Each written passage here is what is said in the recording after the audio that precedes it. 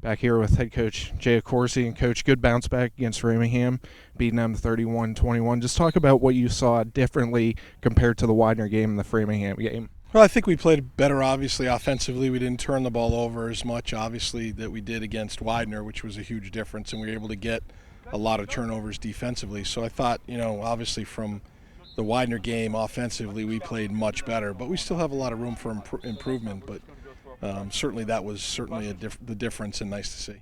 Yeah, and as you just hit on, the turnovers not there, Bill. 12 completions, 100 yards, 0 turnovers. What a good way for him to come back after that Widener game. Yeah, I think obviously we narrowed down and asked him to do what he's comfortable with. So again, that goes back to us as coaches. But certainly I thought he was very protective of the ball. I thought he managed the game very well. And again, that's what we need him to do. And I thought he made a huge step and rebounded from a disastrous game. And that's what you would expect him to do. And then another bounce-back performance was that of Whit Marcelin, 34 carries, 113 yards. He really got stymied against Widener, the offensive line, able to open up holes in the Framingham game, and it was just a different story all around. Yeah, we were able to, I think, and that took a lot of pressure off Billy too, but we were able to actually run the ball much better. He still coughed it up once, which we're working on, but I thought he ran the ball much better, but I thought we played much better up front. And it was nice to see Dante Tobler as well start to play, and that's going to be a key for keeping Witt as healthy as we can all year long, is to let some other people carry the load. And it was nice to see Dante get a touchdown and run really well himself. And then moving on to the defense, as you said, 5 interceptions, and then they had that big fumble recovery for a touchdown. They seem like they're firing on all cylinders. How do they keep this momentum going against Wesley on Saturday? Well, it's going to be another big challenge, and obviously we're missing some players defensively, so we're going to really need the offense to step up this week. But again, we've always played great defense here.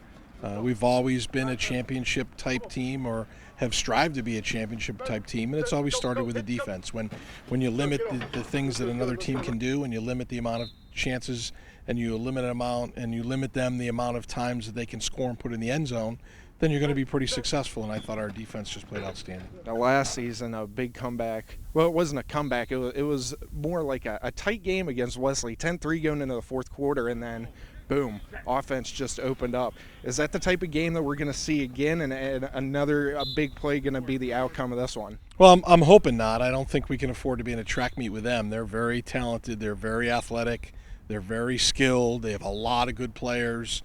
We need to shorten the game and somehow keep it close. And then if we can do that in the fourth quarter, maybe find a way to win. But, they're a top 5 program.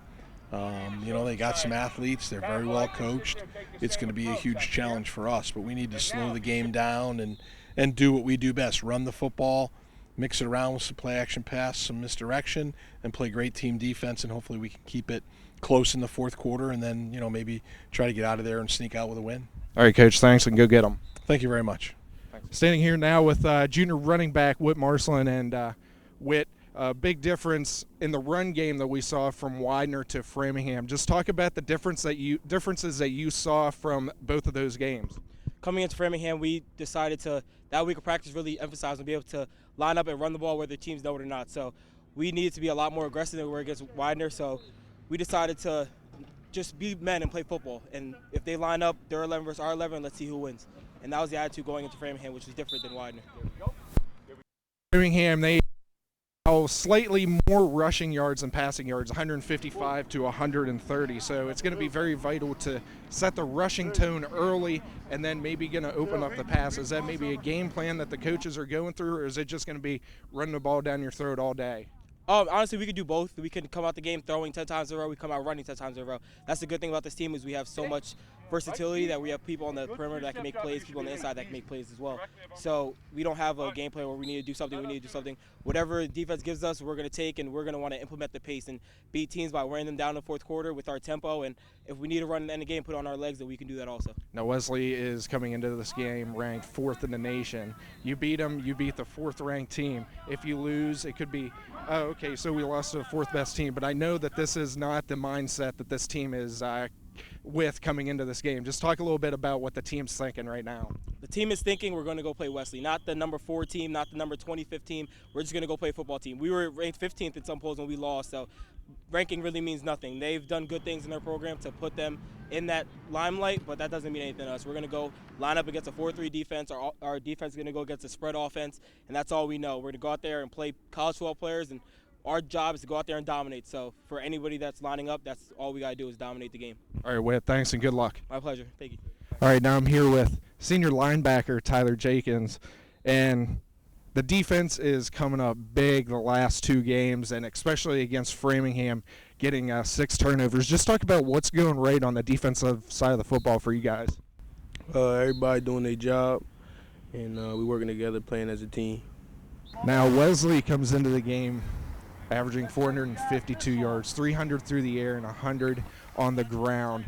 How are you going to be able to make the reads and then be able to just get them to mess up a couple times? Well, we're gonna do the best we can do. Our coaches been doing their job, telling us they setting us up for the best that we can do, and we just gonna do it. Now last year this game was about a couple big punches, a couple big plays. We're expecting a very tight game. You guys obviously going to come out really hard to play the number 4 team in the country. Just talk about what the emotions you're going to be going through this game.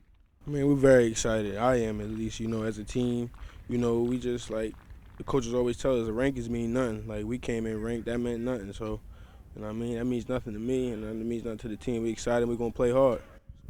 All right, Tyler, thank you and good luck. All right, thank you.